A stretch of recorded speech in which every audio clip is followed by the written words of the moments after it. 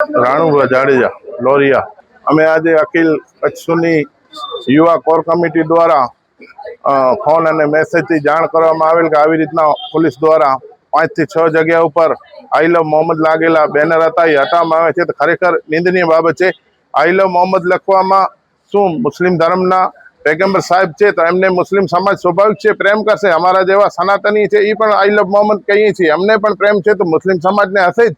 અને આવો પોલીસ દ્વારા જે ખોટી રીતના કરવામાં આવે છે, ભારતીય બંધારણ છે કે ભારતીય બંધારણની અંદર છૂટ આપવામાં આવી છે કે દરેક સમાજના લોકો પોતાના ધાર્મિક રીતે જીવન જીવી શકે, ઉજવણીઓ કરી શકે, એના માટે દરેક સમાજો કરતી હોય. આપણે મહાશિવરાત્રી હોય કે રામનવમી હોય, આપણે પણ બેનર હિન્દુ સમાજ પણ લગાડતો હોય છે.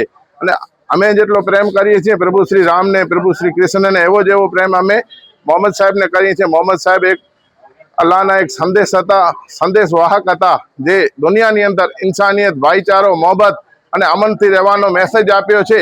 એવા મહાન વ્યક્તિઓના જો બેનર લગાવવામાં આવે અને પોલીસને શું વાંધો છે?